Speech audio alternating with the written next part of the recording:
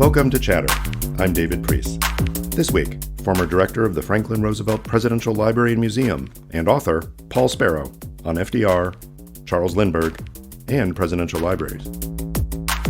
The title, Awakening the Spirit of America, is really important because FDR believed that the soul of America was the willingness to fight for freedom, right? How did America come to being? People risked everything to fight for freedom from the monarchy in Great Britain. Well, they were eating, and at a certain point during the lunch, FDR put his fork down. He looked at Morgenthau, and he says, "If I die tomorrow, I want you to know that I think Lindbergh's a Nazi." And he just came right out and said it. Well, one of the things that I was most fascinated with about Roosevelt was his ability to be persuasive, how he was able to bring America along with things that initially many Americans didn't agree with.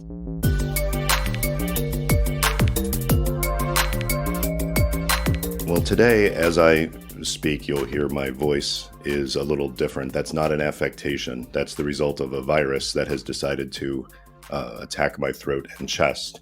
But that's not enough to keep me away from a conversation I've been wanting to have for a long time. Paul Sparrow, welcome to Chatter. Thank you very much for having me, David. I'm really proud of this, and I'm glad to be on it. It's a shame that we're not seeing each other in person again. On the other hand, given how I feel, it is a blessing that we are not seeing each other in person and recording this remotely, because I would not want to make you sick at the time that you have your book coming out and you're going to be talking about it a lot in public. So we'll still have a good conversation, but it's a shame I can't see you in person again right now. I'm sure we'll cross paths soon. We first met, as I recall, when I came up to the FDR Library and Museum and was giving a presentation on my first book, and you were kind enough to chat for some time, so much so that I came back up to do additional research and talk about the second book as well. And I never talked to you about your story up to that point. So I'm hoping you can share with all of us here, how did you get to be one of the few directors of a presidential library and museum? Well, it certainly wasn't a linear path. Let me just say that. I started out as a music major in college, doing sort of avant-garde electronic music out on the West Coast, but discovered that that's not a particularly lucrative career path. At least it wasn't back then, and leveraged my technical skills in the recording studio to become a sound person on documentaries, and then started working in television as an editor, and then as a producer, then as an executive producer. Spent about 20 plus years on the TV side of things. And, it really honed my storytelling skills. I was a sort of natural storyteller. I always have been, and working in a television medium and, major primetime shows, sort of hones your instincts about what works and what doesn't. But of course, writing for television is very different than writing for print. Yeah. Then when my daughter was born, working the 80-hour weeks and traveling all the time didn't seem like the right lifestyle. So I took a job working at the museum, the Newseum in Washington, D.C., which was a museum dedicated to the history of news and the First Amendment. And I did all the digital media, but also curated a number of galleries and did a lot of talks, also education. So I became very involved in that sort of location-based storytelling. And the museum was a great experience. I was there for quite a while. But then as I looked around, I said, this is not my last job. I want to do something, sort of meaningful. And the museum was basically right across the street from the National Archives. So I'd done programs with them several times. And when the director of the FDR Library position opened up, I applied for it, believe it or not, just, online application, and they selected me, and it was such an honor. And then working there was like the greatest job of my life. I so loved the location, the facility, the history, and of course the Roosevelt story. Both Eleanor and Franklin is such a compelling and deeply rich story. And of course, I drove the staff crazy because I'm not a traditional sort of archivist type. I'm a storyteller, and I'm very public facing. So I immediately started bumping up the number of programs we did and wanting to get more of the things out of the collection out in front of the public. And there was a joke. I was very fascinated with FDR's book collection. and his documents. He had 70,000 rare naval manuscript documents, Wow. dating back to the birth of the U.S. Navy, and over 22,000 books in his personal collection. So I would go in there and I'd wander around the stacks, and the archivist would call, the deputy director. Paul's in the stacks again. Alert, alert. But there were just some unbelievable things that he collected, and I thought it gave me a real insight into his personality and the things that were important to him. Let me go back a couple of steps there. So you apply online for this job, which gives kids out there hope. Yes, you get jobs that way, blind application. How much familiarity did you have, first of all, with presidential libraries? And secondly, how much familiarity did you have with Hyde Park and the FDR experience and legacy? I had never been to the FDR Library. Interestingly, I went there after I applied, but before I was accepted. So when I went for my interview, I had been there and had familiarity with it. But when I was working at the museum, we worked with an architect named Ralph Applebaum, an exhibit designer. And he was at that point working on the Clinton Library. So we went out to see the work he was doing on the Clinton Library and how they were telling that story and how they were designing, the public interface. So that was really my most significant, presidential library experience, because it was, very in depth. It was a process being, in the process of being built. But I've always been very, very interested in history. And of course, a lot of presidential history overlaps with the history of news. You have the, Lincoln and his photographs, and FDR with the radio, and Kennedy and Reagan with television, and then Trump with social media. So there's an enormous overlap between the way presidents communicate with the public and the way technology evolves and the way the media evolves and responds to these different kinds of presidents. So, and I had done a documentary for the History Channel, which was nominated for an Emmy on the Holocaust, the untold story of the Holocaust, about how, despite the fact that the media actually covered the Holocaust in quite detail during the war, almost everything that we know now was known then in some way. But the media, particularly the New York Times, really suppressed the story. So, a story about 700,000 Jews being killed would run on page 17 next to the lingerie ads. I mean, literally. So, and the New York Times set the tone for a lot of other newspapers across the country. So they would report, the stories of these atrocities, but with some skepticism, partly because of the propaganda that had claimed atrocities in World War I. And so the newspapers were a little hesitant. But so that really made me very familiar with Roosevelt, and I really immersed myself in his story and how the administration reacted and what did they know when. And it's very interesting. Both he and Churchill put out a statement in 1942, condemning the mass killing of Jews, warning that there would be legal prosecution and people would be held accountable.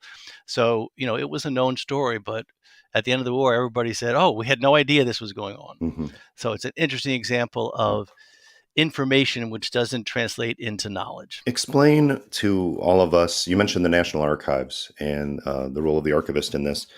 Explain the system of presidential libraries and which ones fall under the National Archives and what that means for someone like you who did run one of those facilities for so long. And what about the other presidential things that are out there that are not part of the archive system? Well, it's interesting because people think the National Archives has always been here, but it wasn't. It was actually created. It opened in the mid 1930s under Franklin Roosevelt. The building was built, and a new facility for storing the records of the U.S. government was created. Prior to that, presidents, when they left office, just took everything with them. It was considered their personal property. So they're scattered all across the country. Some presidents, like John Adams, were very careful, and they kept the records clearly. Some literally burned their records because they didn't want history to look at them. Some of them put them in warehouses. They were eaten by rats or destroyed by floods. I mean, it was just a complete mess in terms of the records. Many of them, they would give some to one college and some to someone else. Some of them gave their papers to the Library of Congress. So there was no system. But Franklin Roosevelt, as I said, he was a collector and in many ways an amateur archivist. And he felt it was very important that the government create a system to preserve and protect these records going into the future. And he decided in 1937, thinking that he was going to step down as president in 1941, that he would build this facility and on his personal property in Hyde Park, and then give it to the American public to be managed by the National Archives. It was the first presidential library in the federal system under the National Archives.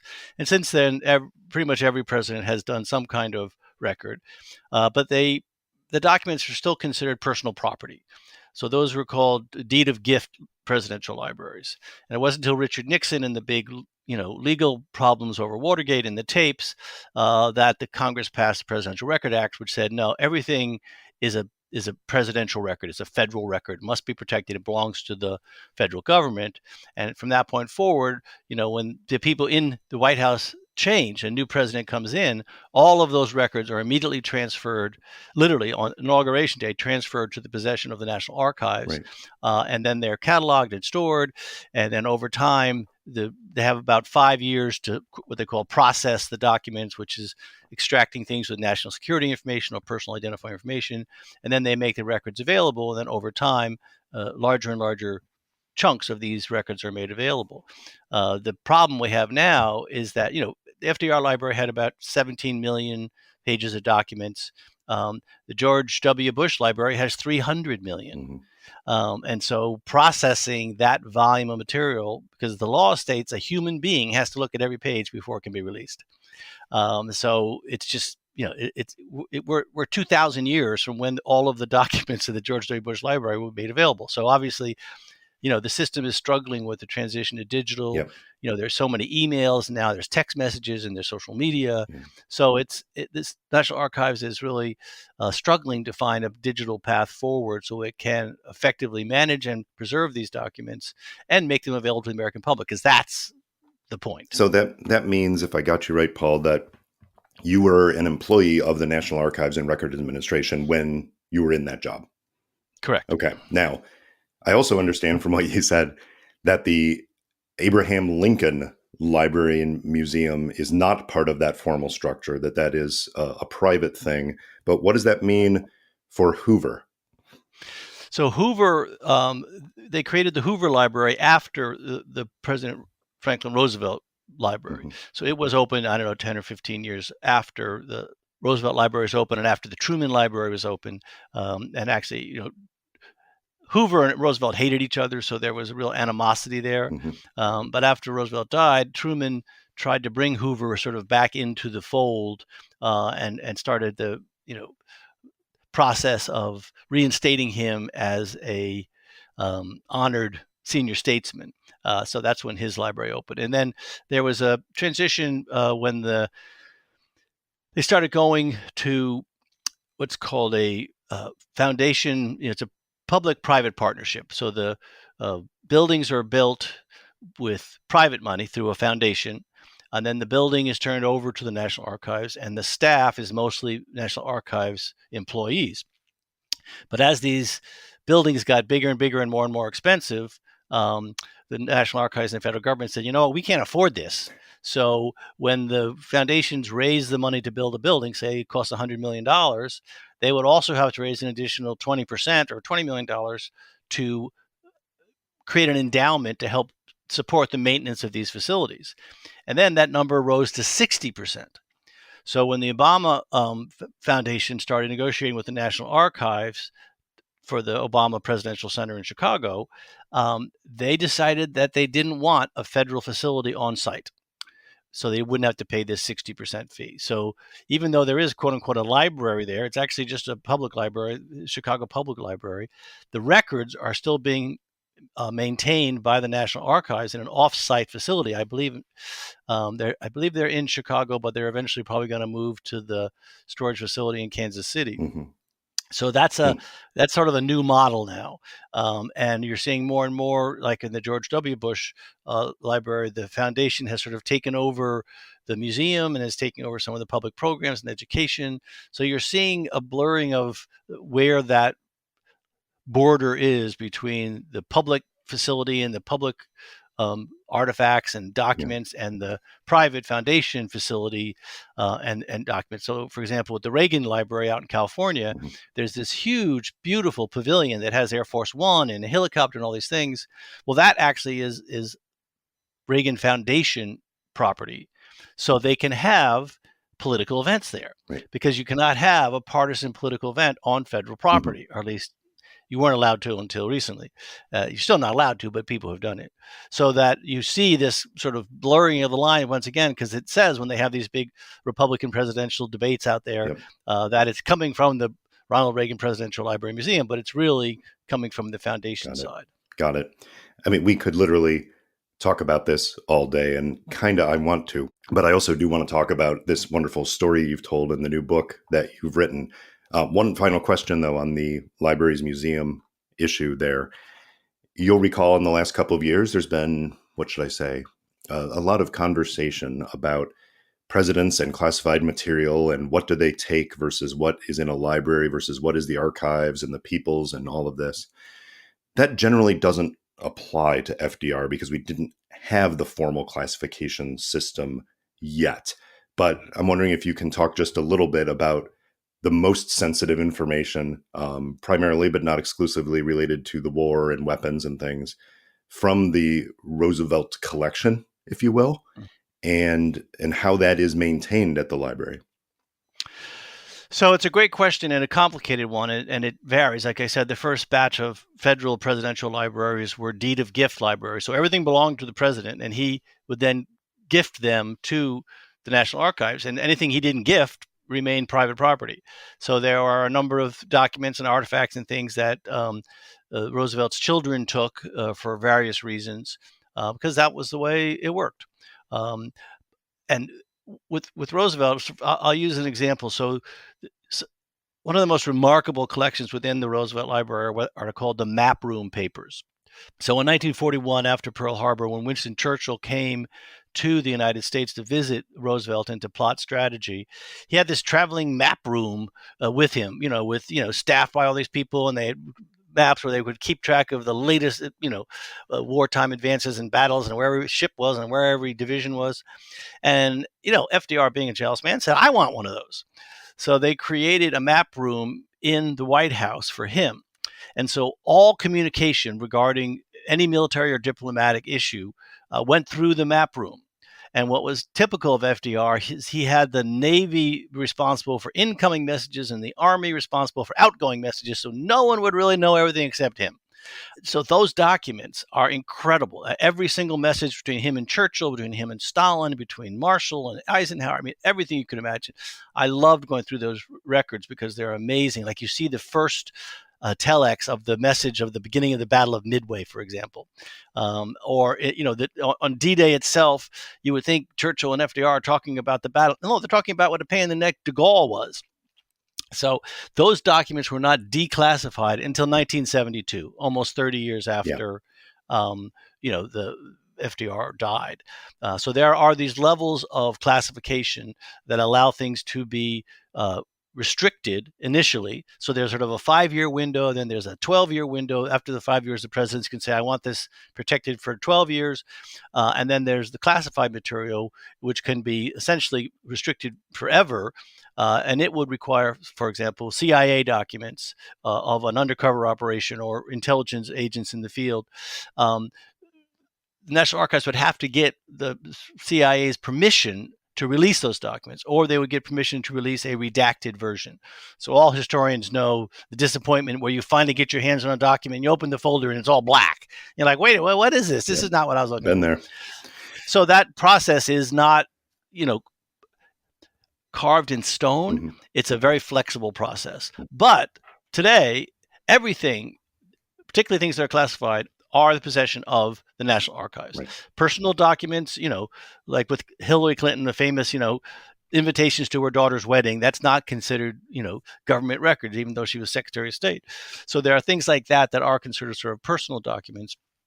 And there are copies of things that the president sometimes take with him. And it can be a little bit of a chaotic process in that one-day transition from one administration to the next. Sure. However, I don't want to get into a political discussion here, but there is absolutely no question that what President Trump did with those documents at Mar-a-Lago is a clear violation of the law. If I had done even 1/100th of that, I would have been immediately arrested and undoubtedly convicted in a short period of time. Yeah. I mean, there are people who have lost their jobs and been arrested for taking one page of one document. So the idea that somehow he had a right to them is absolute fallacy. Yeah. Well, I do want to turn to this wonderful book you've produced, Awakening the Spirit of America, which is the story of FDR's War of Words with Charles Lindbergh primarily, but about the story of really the late 1930s up into and through the Second World War. You obviously had access to all the materials from the library to do this, but you supplement it with other research and other things. And I want to bring out some of the stories in it because I've read a lot about this president, in part thanks to you pointing me in that way. But I haven't seen an angle like this on the presidency, kind of the pairing him with Lindbergh. What compelled you to go that direction?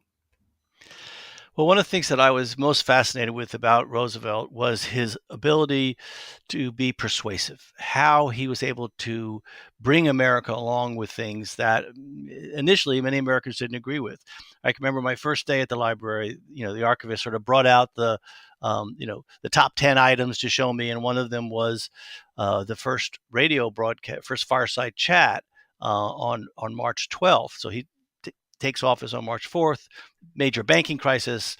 The first thing he does is close all the banks, calling it a bank holiday. There's an absolute crisis. People are rushing to the banks, trying to pull their money out. The banking system is literally on the verge of collapse. More than 1,000 banks had failed within a month prior to his inauguration. And so they close the banks, and then they're going to reopen the banks the next morning on March 13th. And he goes on the radio on Sunday night, March 12th, with his first fireside chat.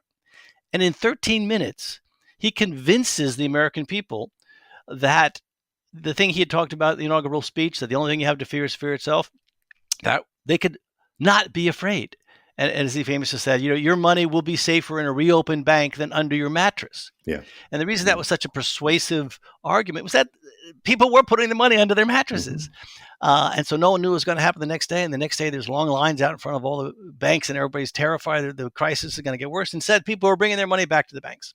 And by the end of the week, millions of dollars have flown back in the banking system. And the immediate crisis, although nothing had changed other than his presidency, the banking crisis was over. He had persuaded the American people that he was going to take care of this. And so that made me fascinated. I read all of his speeches, looked at how he used language, looked at how Eleanor used language. And it really got me deeply immersed in understanding why he was such an effective leadership, why he was reelected, to 4 terms in office, and particularly this period from the German invasion of Poland through Pearl Harbor and the formation of the United Nations. He was up against an entrenched anti-immigrant, anti-interventionist, pro-Nazi lobby that involved some of the most powerful people in America: senators, congressmen, William Randolph Hearst, Henry Ford, Robert McCormick, Burton Wheeler, a Democratic senator, and of course, Charles Lindbergh, who was, a lot of people today don't understand how famous he was. He was arguably the most famous person in the world. After his flight to Paris, he became this hero, this icon. And so for him to come out and directly challenge FDR and get increasingly harsh in his condemnation of FDR's policies and his opposition to the idea of us supporting Churchill and Great Britain, really, to me, set up this fascinating back and forth. And until I actually started lining up their speeches and lining up how much it was, back and forth, I didn't realize how dangerous the situation was, how close Lindbergh came to winning that. And really, it was only at the point of, Pearl Harbor that the whole country said, okay, and the isolationist movement essentially ended. Yeah, I was also surprised by this. I knew the outlines of the Lindbergh arc, if you will, in the 30s and 40s. So yes, if not the most famous person in the world, Charlie Chaplin was up there for a while, but Lindbergh probably is there. Has a charmed life, the famous kidnapping of his son, the trial, and then moving to Europe, I believe, for a few years and finding his way into the graces of Nazi Germany and then coming back.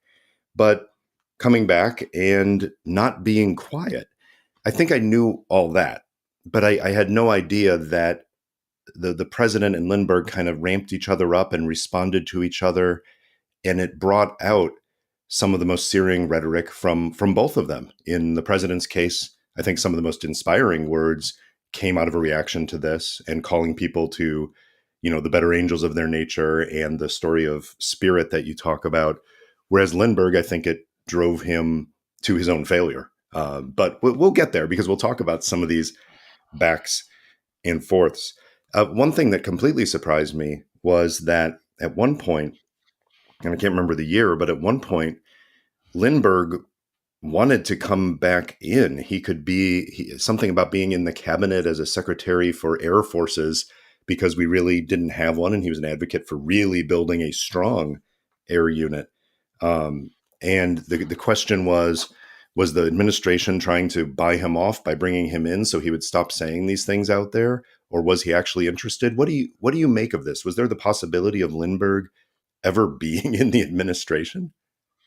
Well, it's a great example of a story to tell because it's fairly unknown. And again, I try to put the reader in the room as these conversations are happening.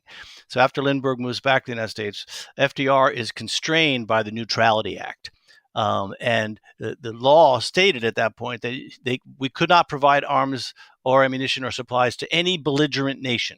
Not at all. Complete prohibition. And so FDR was trying to convince Congress to amend the Neutrality Act to allow for what was called cash and carry, so that if the belligerent could pay for cash and transport the weapons on their own ships, then we could sell them to them. And so after Lindbergh came back to the United States, he was going to give a radio address, one of these radio addresses where they know that he is going to oppose FDR's policies because he had sent a draft of it to the Secretary of the Air Force. Well, actually, the Commander of the Air Force, which was still the U.S. Army Air Force.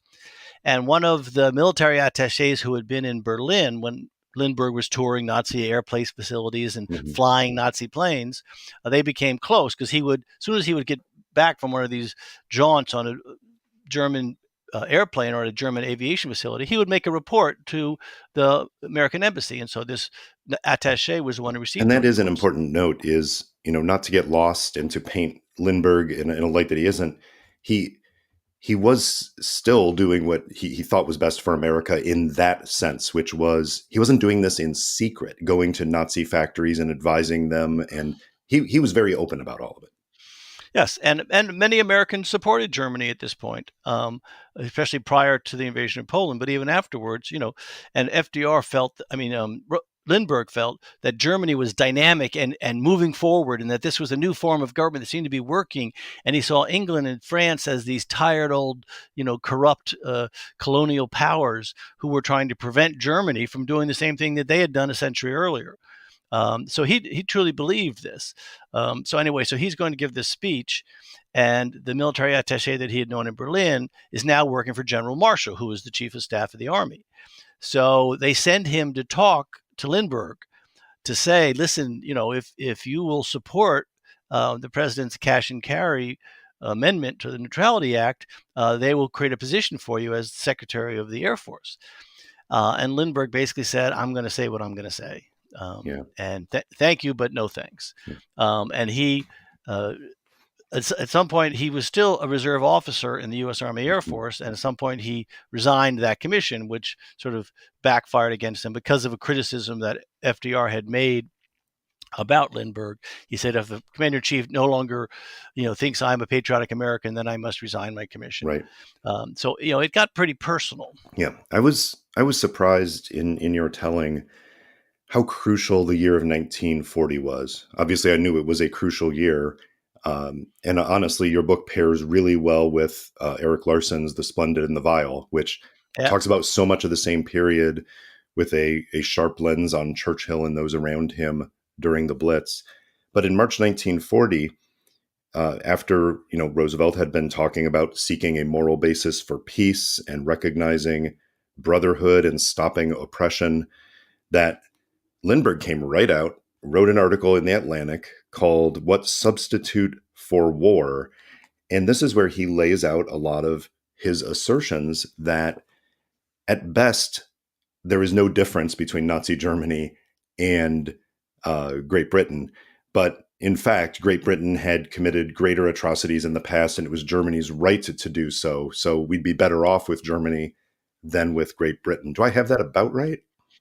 Absolutely, you have it exactly right. Matter of fact, he Yeah. goes so far as to say, George Washington, if we had lost the war, would have been considered a traitor. Um, but instead, he becomes a hero because we won the war. And so there was comparing himself to George Washington, there was a very, very strong thread and throughout his arguments, which is that America should stay within its borders, that the two oceans would protect us, that we got involved in World War One. Sidebar, by the way, his father, who had been a congressman, was one of the few to vote against the United States entry into World War One, who'd been a pacifist. And he looked on these colonial powers as evil. He really did. And so this point in March, this is right when the big debate is happening about trying to, approve cash and carry. Churchill is desperate. By May of 1940, the Blitzkrieg has happened across the Low Countries. By June, France has fallen. England stands alone. The German army is massing along the French coast, ready for an invasion. The British were completely unprepared. If it hadn't been, for the Royal Air Force, as Churchill famously said, never have so many owed so much to so few. They were able to prevent the Luftwaffe from gaining air superiority. If they had gained air superiority over Britain, Germany was going to invade. And England really didn't have the army or the resources to stop them. Yeah. So this was a very critical period. This is also right when France falls, when FDR makes the fateful decision to run for a third term. Yeah. And at that point, there was great fear that the Republicans were going to choose Lindbergh as their candidate to run against him. So yes, that middle of 1940 is one of the most crucial moments in the 20th century, in my opinion. I do want to talk about that that running and the election dynamic, but just before that a bit, you're right. The invasion of the Low Countries, France being defeated, and up to this point, Lindbergh had been very right about something, saying, America is not prepared militarily. We need to build up. Where he went from there was odd, right? It was, we need to build up and basically let them fight it out or support the Germans or sign a treaty with the Germans. But it all started with America is not strong enough to defend itself right now. And interestingly, FDR did pick up on that in May, of course, not that he hadn't been thinking it already, but in May, he did ask Congress for over $1 billion, which is absolutely shocking when you think about the times and the dollars at stake, to try to ramp up the plane production. Now, there'd been this weird back and forth between Congress and the president about, getting money to support rearmament and all of this. But Lindbergh had that part right, which is, we need to start building now for the future. But it was all with a very, very different goal in mind. Correct. And FDR had actually started the rebuilding of the military in the mid-1930s, much opposed by the Republicans and the conservative Democrats in Congress. And of course, this was during the Depression, so there wasn't a lot of money to go around. But he started, particularly with the Navy, trying to maintain a two-ocean Navy despite the economic pressures on the United States. Yeah. He had been the Assistant Secretary of Navy in the lead up and during World War I. And again, he'd done the same thing then. He'd really pushed forward for modernizing of the Navy, additional ships. So he had been doing this, not under the radar, but certainly not as dramatically as he started doing it in 1940, as you pointed out. And so they agreed on the need for a significant improvement in the American military stance. What they disagreed on is that Roosevelt wanted to send as many of these weapons, planes, tanks, guns, artillery to England, so they could defend themselves, and Lindbergh wanted everything to be kept here. And in fact, General Marshall, who was the Army Chief of Staff, agreed with Lindbergh initially. He opposed FDR's plans to send these weapons to England, basically saying, we're going to be caught with our pants down. What is wrong with you? You can't do this. And at one point, and Roosevelt frequently, really skirted the edge of legality in some of the things he did. Yeah. He found an early loophole which said the president had the authority to release any weapons which the military declared as no longer useful, Yeah. surplus. And so he forced the Army to declare all these weapons, surplus weapons, and shipped them to Churchill. And then, of course, the destroyers for bases deal that they negotiated, where Churchill was desperate for 50 old destroyers to help protect against the German invasion. But again, the Neutrality Act was still in place. So FDR came up with this idea that we would give them 50 destroyers in exchange for these 99-year leases on these British bases in Canada and the Caribbean, different places in the Atlantic. And although it was a controversial decision, it was essentially done as an executive order. The public loved it. They thought this was a great idea. They loved this idea of us getting these bases, again, projecting the border of our security way out into the Atlantic and protecting us on our southern flank in the Caribbean. Absolutely. So it was a very popular decision, but you could easily make the case that it was illegal. Yeah.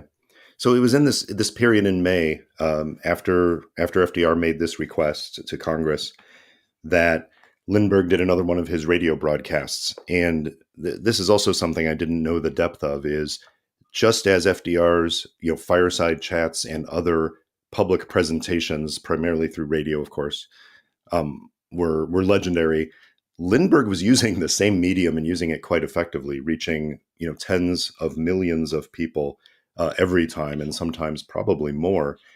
But then in late May, he gave a radio broadcast called The Air Defense of America, supposedly about the issue he knew best, about aircraft and how important it was to defend the homeland. But in this talk, he dropped some lines that definitely had some people, at a minimum, scratching their heads when he talked about unnamed parties who control the machinery of influence and propaganda. At the same time that people are hearing this anti-Semitic rant from Hitler, even the New York Times had to respond a bit to that. But what I loved is what it prompted Roosevelt to say. There was a lunch with, was it Morgenthau, the Treasury Secretary? Henry Morgenthau. How did FDR react to this radio broadcast?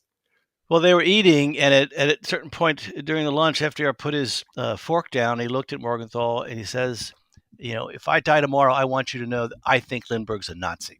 Wow. And he just came right out and said it. And this was this trope, that the Jews controlled the media, was very popular within the right wing and the isolationist and the anti-Semitic community. And although Lindbergh was sort of, at this point, still sort of hinting and dancing around the edges, when you read his wartime diaries and you see the people he was associating with behind the scenes, including a right-wing radio announcer who sort of was his mentor in this campaign of radio broadcasts he did, their private conversations were filled with anti-Semitic rants.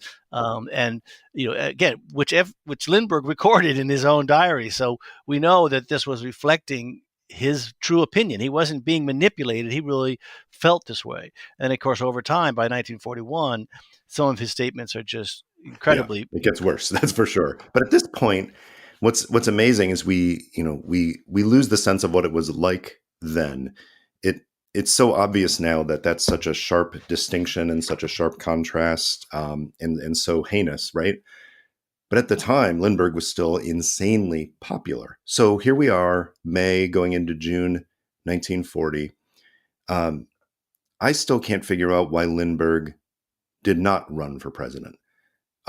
What were you able to uncover, or what can you infer from what is available as to why, some of the fictional histories, some of the retellings that are out there? I'm thinking here of Philip Roth in The Plot Against America, where I think Lindbergh defeats FDR in the 1940 election, or even the Daniel Easterman K is for Killing, where Lindbergh becomes president as well. The fiction writers all thought this was a distinct possibility. And based on the story you tell, Lindbergh was reaching people in a way that no one except FDR himself was doing. And a lot of people bought into it. So why didn't he run in 1940?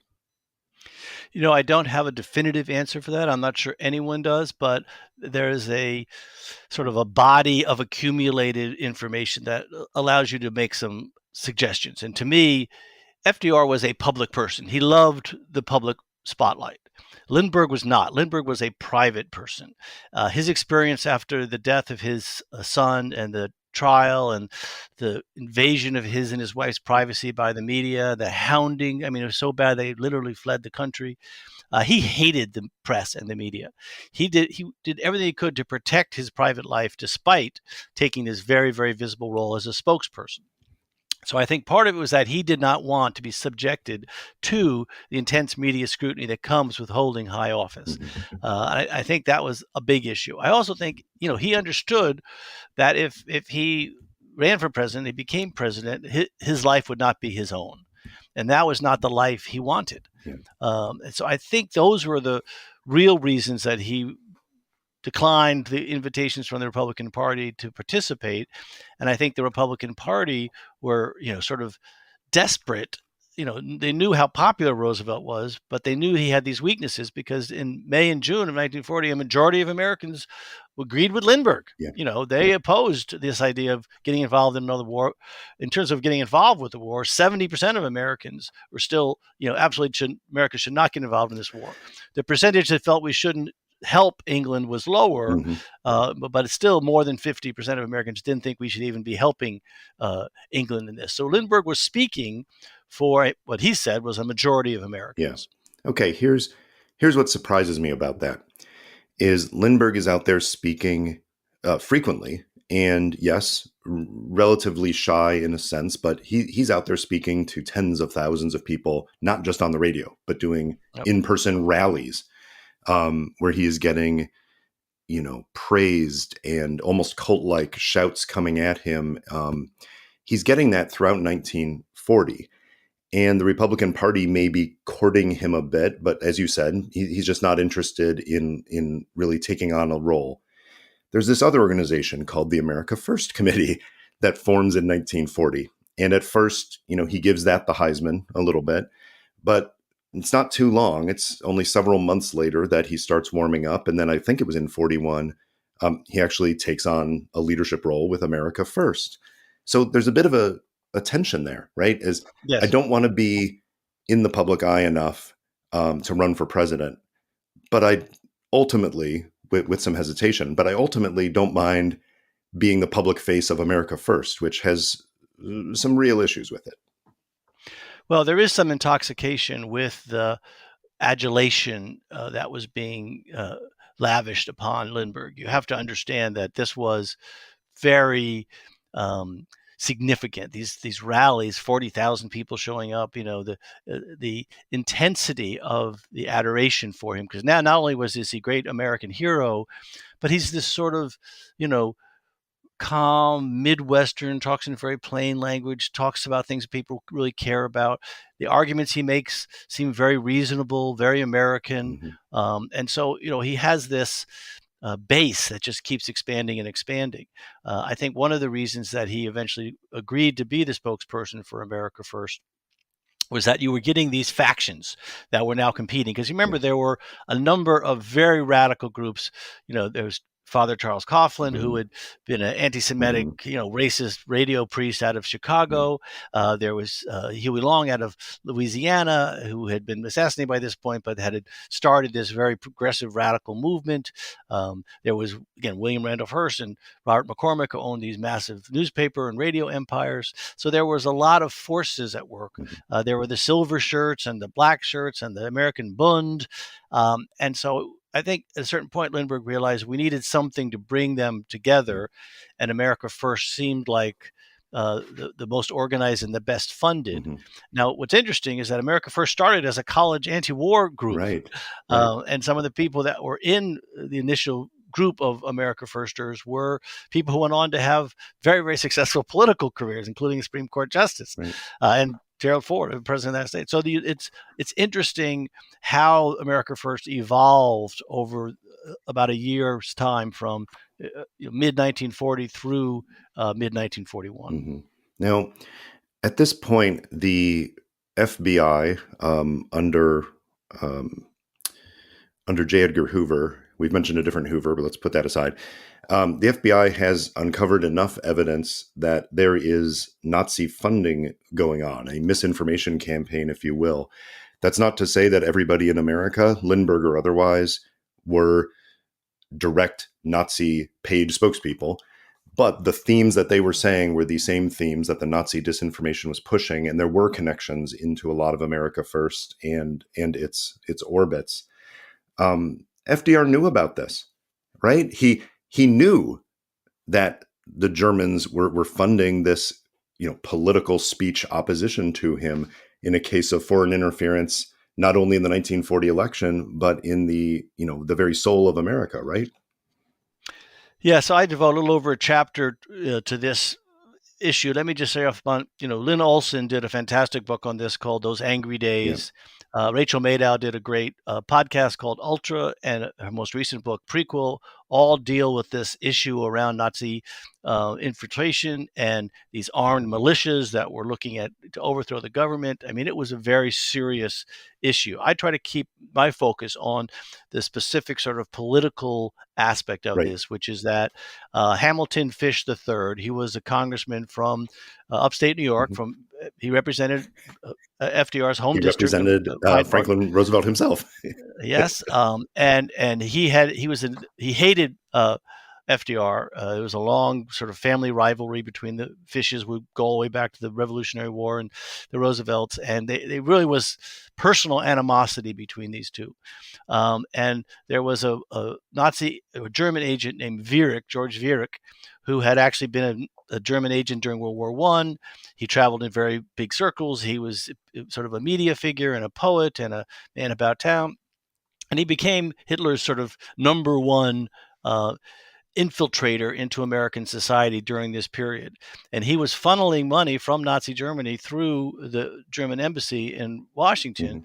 to a number of congressmen. Hamilton Fish was getting it, Senator Burton Wheeling was getting it, Taft, a number of other people. And again, the FBI investigation revealed all this. It was sort of exposed when Senator Lundeen from Minnesota was killed in a plane crash. Mm-hmm. And it was revealed that there were 3 FBI agents on the plane who were following him, and that he had a speech in his pocket that had been written by Viereck, which was filled with these Nazi talking points. Yeah. So this was known. And in fact, there was a trial. Viereck was found guilty. Hamilton Fish's staffer, who was allowing Viereck to use the franking privileges, meaning free mailings, to send out millions of anti-Roosevelt isolationist propaganda that was written by the German propaganda machine. Mm-hmm. So this was all going on sort of under the surface, and FDR makes specific reference to it in one of his speeches.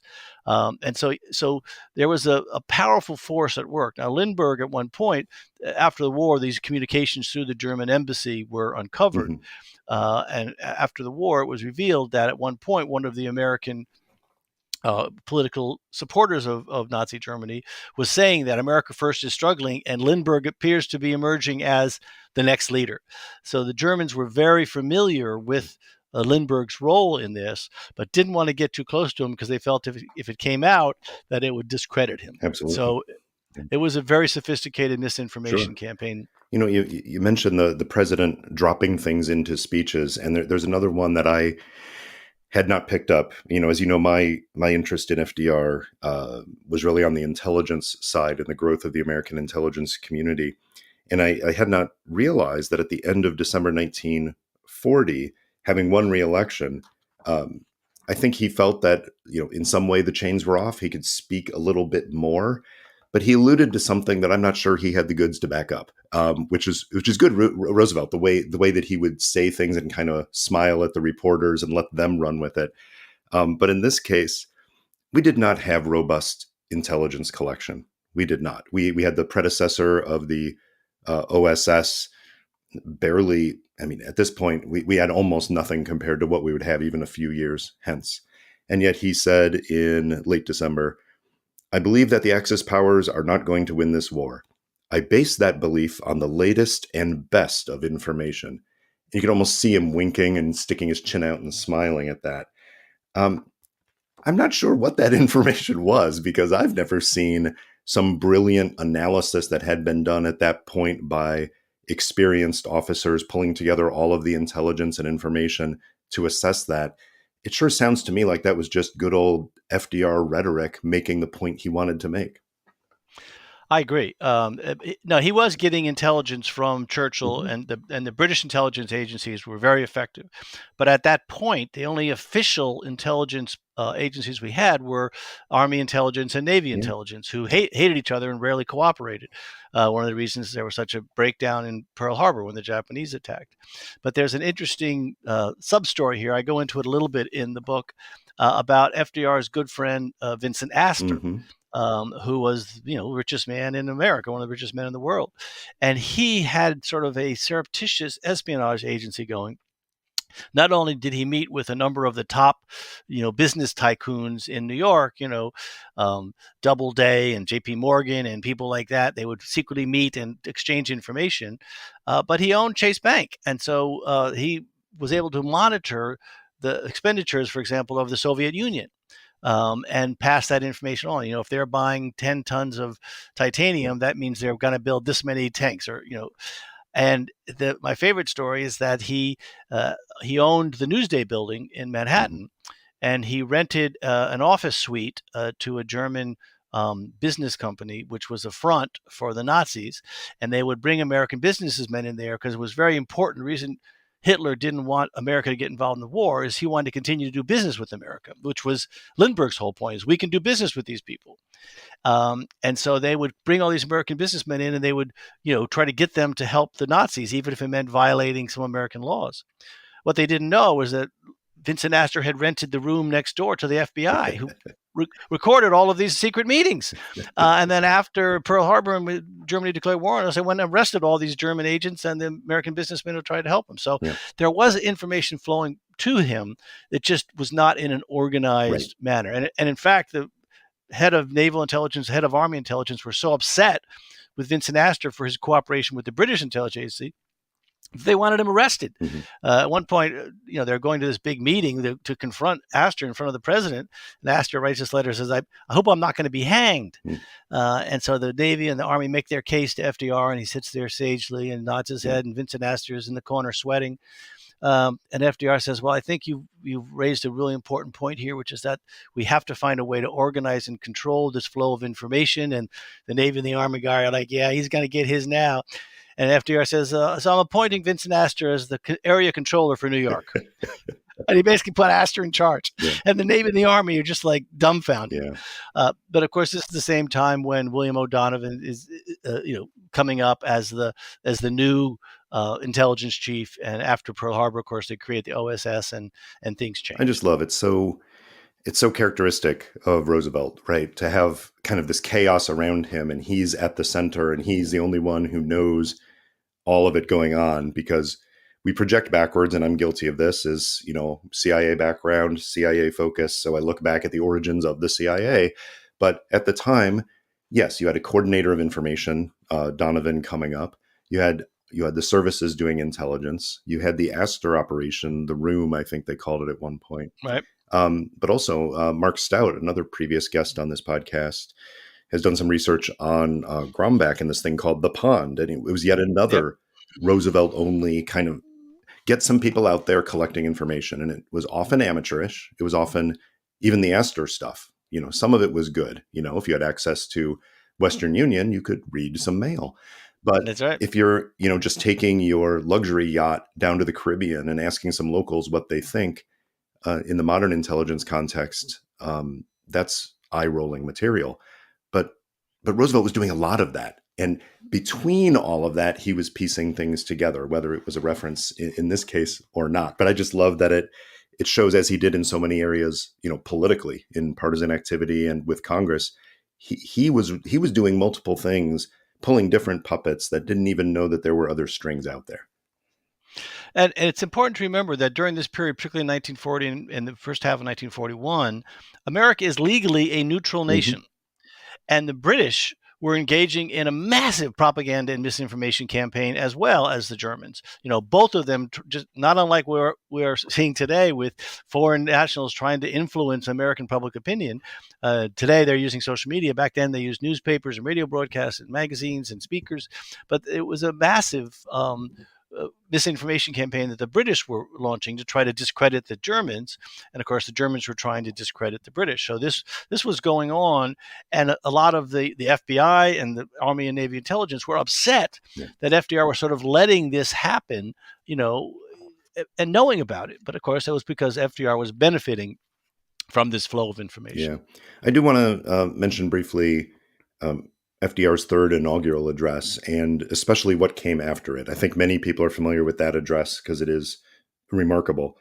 What I hadn't realized is just as the president had Eleanor, who was out there giving speeches, sometimes coordinated, but sometimes not, I didn't realize that Anne Lindbergh was out there pushing some of these same themes. And she published a book very soon after saying that there are people who believe that democracy as a form of government has some kind of mystical and special fate, but it really doesn't.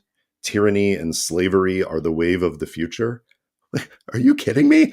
But that was out there. That became the counterpoint to the themes of freedom of conscience, freedom of religion, freedom of speech, freedom from fear. Instead, she's saying, well, totalitarianism is the future. We might as well get on board now. Yeah, it's a rather remarkable book. Now, she was a very accomplished writer. She'd had several best-selling books prior to this point. And she wrote this book. It's only about 40, 45 pages long, as a way to help. She thought she was going to help explain her husband's point of view. Mm-hmm. And she called fascists, the scum on the surface of this wave of the future. But she clearly comes out in favor of totalitarianism and basically rings the death knell for democracy, saying it's a tired old system. It's not working. She was quite shocked. Well, it became a bestseller. It also became the most reviled book in America at the time. And it was so controversial. Now, she was pregnant. She was about to have a child, that she essentially withdrew from public life because the blowback was so intense. Mm-hmm. It had anti-Semitic connotations, certainly anti-immigrant connotations. But this idea that totalitarianism and fascism, was the right path for us to be following. We should find a way to work with them and to shift our political structure to be more like them, rather than being outraged and shocked at the horrors being committed under the name of fascism. Yeah, there are a couple of key inflection points in 1941 that I want to get you to talk about here. One of them, of course, is Pearl Harbor and how that changes everything, and Lindbergh is basically sidelined. But he had some issues before that. Going back to, I believe it was in April, was it? April 41, the huge rally in New York at Madison Square Garden. And, he speaks, and it's, still on this theme, and he's still getting people chanting at him, "We want Lindy," and all of this. But it leads to this confrontation, very public back and forth with Roosevelt about whether Lindbergh, with his experience and no kidding expertise, should actually be now back in active duty. Explain that story and how New York led to this exchange of public statements about this, and how that really affected people's views of both FDR and Lindbergh. Well, up to this point, Roosevelt had mostly been arguing policy issues. He didn't really directly reference Lindbergh per se. And sometimes it was almost happenstance that they would have these back-to-back speeches that contradicted each other. But FDR hadn't specifically gone after him. He had made a reference to those who believe the wave of the future is totalitarian. We believe the wave of the future is democracy, which was sort of a shot at Anne Morrow in her book, but he hadn't named them specifically. So at this press conference, after this rally, a reporter asks the president, with the lack of trained pilots, as we're trying to we're building all these new planes, we don't really have pilots, shouldn't someone as experienced and as talented as Charles Lindbergh be given a commission in the U.S. Army Air Force? And FDR did that thing that he liked to do, which he sort of leans back and he takes a drag on a cigarette and he starts telling a story. And he starts telling a story about an appeaser, a copperhead in the Civil War of Elidingham. And he basically tells this story about how these appeasers during the Civil War didn't think we could win, so we should just settle up, Yep. make a treaty, Yep. and that there were those people in Valley Forge who said that America could never win. And he sort of goes through a couple examples like this, and the reporter says, "Are we still talking about Colonel Lindbergh?" And FDR says, "Yes." And so Lindbergh is outraged, sends FDR a letter, which he also leaks to the New York Times, which they publish on the front page, basically saying that if you feel that I am no longer a patriotic American, I must resign my commission as a Army Air Force Reserve. And this created quite a scandal because even people who had sort of been supporting him, some of the newspapers and media figures who had been supporting him, thought that this was a terrible mistake, that FDR had trapped him to make this bad decision. Now, FDR also used surrogates. Harold Ickes, who was the Secretary That's what of the I Interior. like, is this really sets up the Ickes to go all out on him. What did Ickes? It was July by then, I think. Yeah, Ickes basically spends an entire, I believe it was Bastille Day celebration or in New York. He gets his speech. He basically spends the whole speech attacking Lindbergh, and basically calling him a Nazi, and it really triggers this whole escalation, personal escalation of this battle. And I think you start to see how the forces are laid. Now, at this point, by the summer of 1941, public opinion is starting to shift in FDR's favor. He is making good points. He's being consistent. The horrors of Nazi Germany are being more accurately reported. The suffering of the British under the Blitz and the bombing, the war in North Africa, Churchill's great speeches. You're starting to feel. Plus, on the other front, the Japanese atrocities that had taken place in Manchuria and the other sort of things that they're doing as they're taking over Indochina. They're starting to make the American public, nervous. And so the idea of now supporting Churchill has become much more popular. Now, a majority of Americans still don't want American troops, sent, or America to be militarily involved in the war, but certainly the support for FDR's efforts to provide weapons and supplies to Churchill are going on. Plus, the war in the Atlantic is beginning very intense. I mean, the Germans are sinking ships left and right, and there's a real sense that the war has already started in many ways.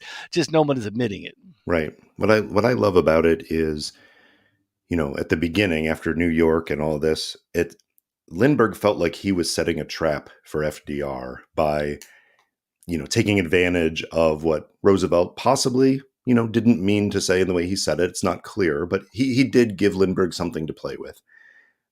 Lindbergh thought he had him, but in fact, I don't know whether this is one of those classic FDR long plays, but it really just set up for later that summer when public opinion did start to turn, that Ickes could come out and essentially put a checkmate on Lindbergh, because he called out Lindbergh for never expressing a word of horror at or even aversion to the bloody path that the Nazis had been taking, and in fact had accepted a medal from the Germans in the late 1930s. Lindbergh's only comeback is, well, yeah, but the American ambassador was there when I did it. Okay, you're the most prominent American in the world, maybe the most recognized international figure. You're going to a German government event. Of course, the American ambassador is going to be there. But the fact is, Lindbergh didn't give the medal back when the Nazis invaded Poland.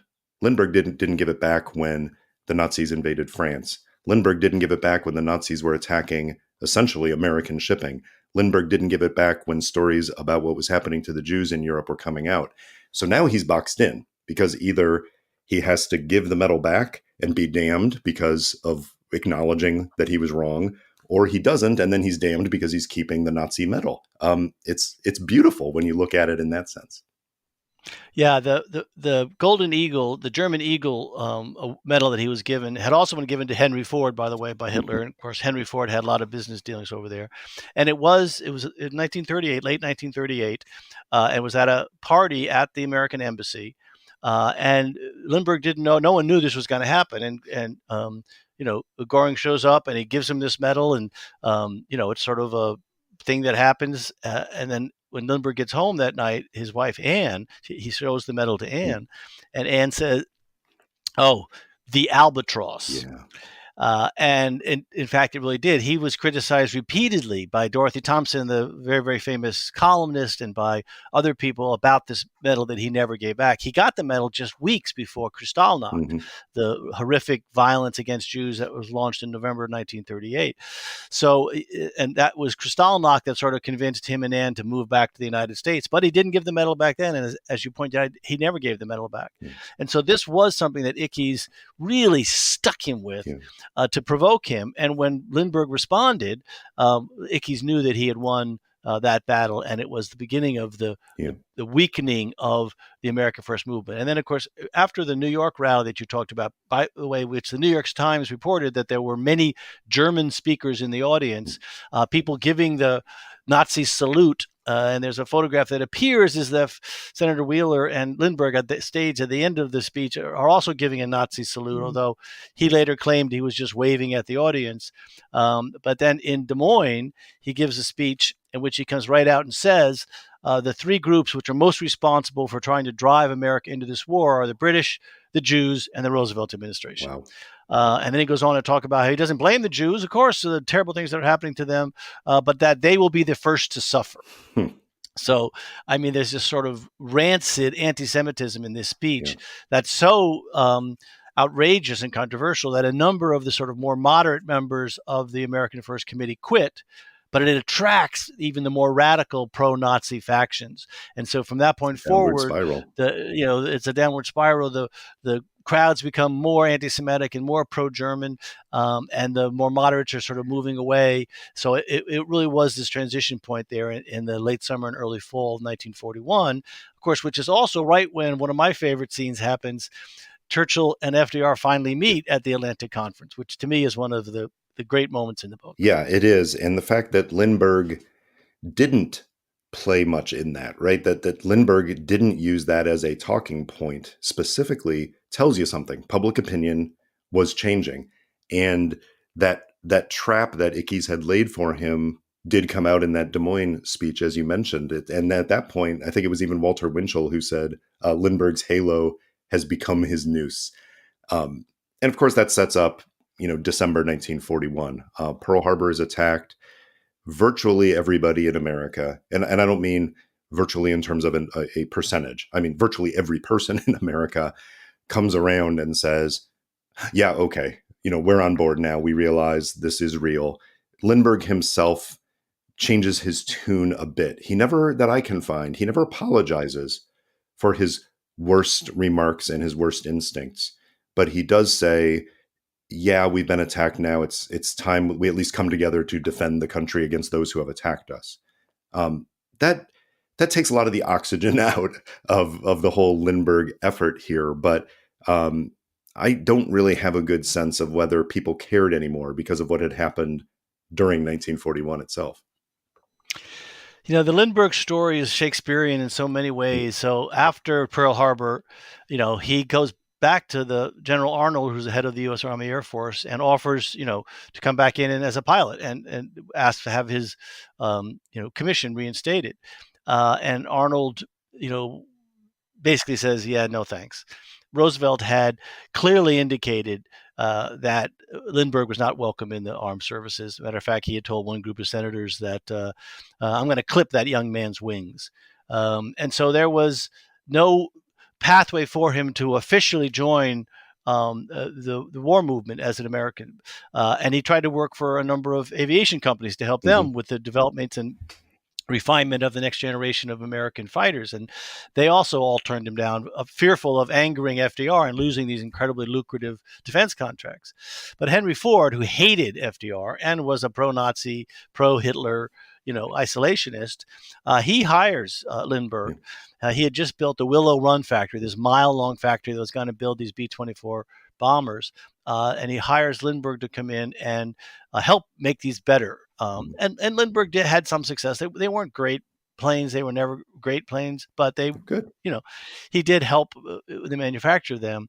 But the interesting postscript is that towards the end of the war, he goes to the Pacific as a private Hmm. consultant for the Marines and helps them dramatically improve the performance of their fighter planes, greatly extending their range from 600 miles to 900 miles, making them more maneuverable, more effective against Japanese Zeros, and ends up flying 50 combat missions in what can only be described as a quasi-legal relationship between him and the Marines out there. But he really proves himself as a loyal American and as an important member of this, the Pacific Theater. And then when Eisenhower becomes president, Eisenhower reinstates his commission, and he's sort of given this um, aura of respectability, and everybody says, "Well, we'll just forget about that ugly little period Yeah. there." So, I love this story, right?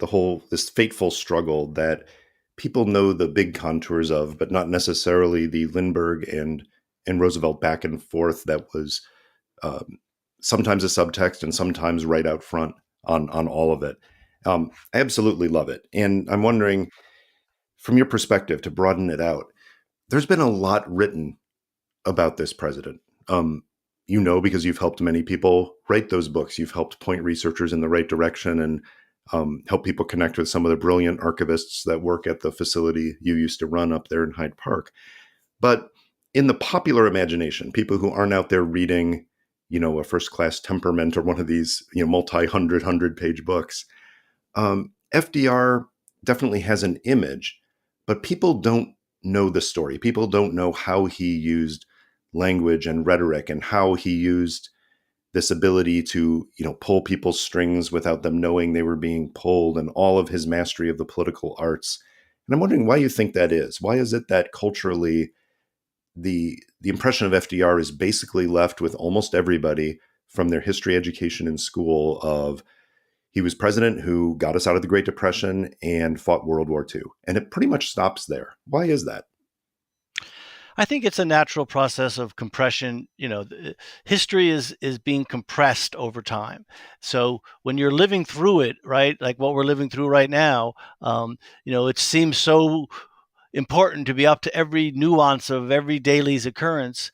But then 5 years from now, it becomes, just a couple of highlights. And, American history is, the white guys showed up, they killed a bunch of Indians. We fought the revolution against the British. Then we fought each other in the Civil War. Then we might have gone to Europe for some war. And then there was the Depression, and then World War II, and then Vietnam. And now everything's great.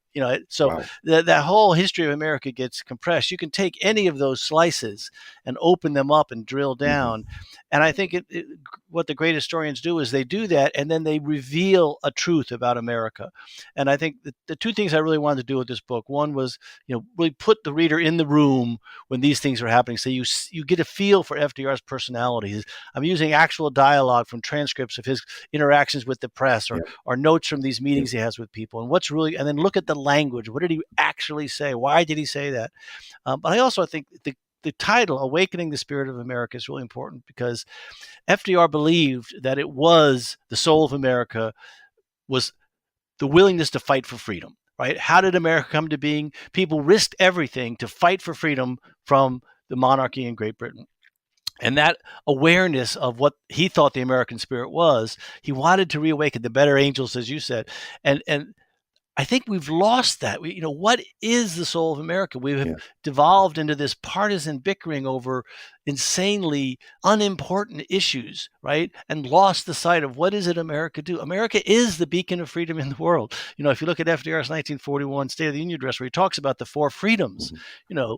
And it says this is what America stands for. This is why we should be willing to fight fascism, because these freedom of speech, freedom of religion, freedom from want, freedom from fear, these are the things that define us as a people.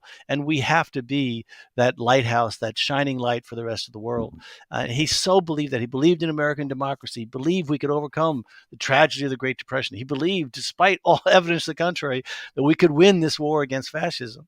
And that's, if people leave with anything from this book, I hope that's what they leave with. I definitely did. That comes out as the theme all across, even when you're bringing out stories of Churchill that don't have Lindbergh involved, or you do a good job of dropping in some good Eleanor tidbits too. Hopefully those are teasers for future books that you have in mind. I'm a huge Eleanor fan, Yeah. and we didn't get to talk about it, but her role in the 1940 convention is a fascinating story.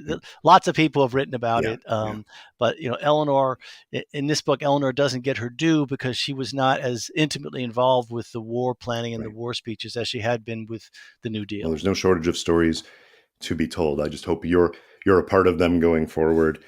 This is the point where we reach into our chatterbox and get a random question for you. Paul, what book or books are on your nightstand or Kindle or Audible, however you take books, right now? Well, there's about 100. Interestingly enough, I just finished a book called The Killing Shore by K.A. Nelson.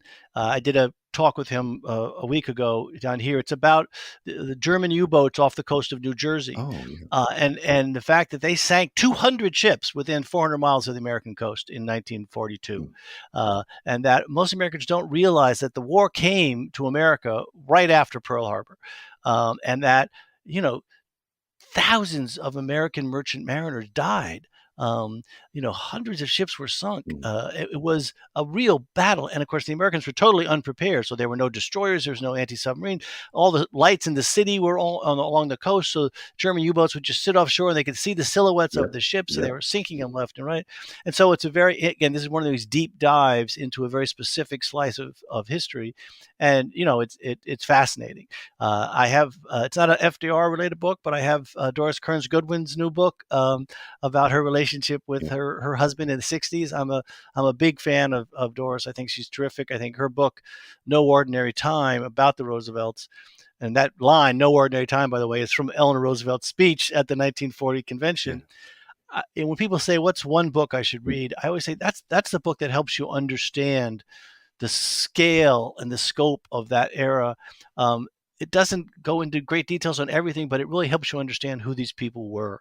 But again, there's 1,200 books about the Roosevelts, another 5,000 about World War II, another 1,000 about the Great Depression. So there's lots to read. Well, I appreciate those recommendations. We'll put those in our show notes for others to experience as well.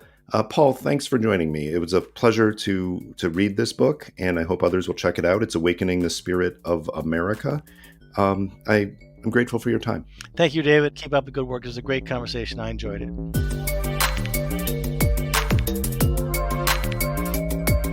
That was Chatter, a production of Lawfare and Goat Rodeo. Please subscribe to the podcast and find us on Twitter at ThatWasChatter.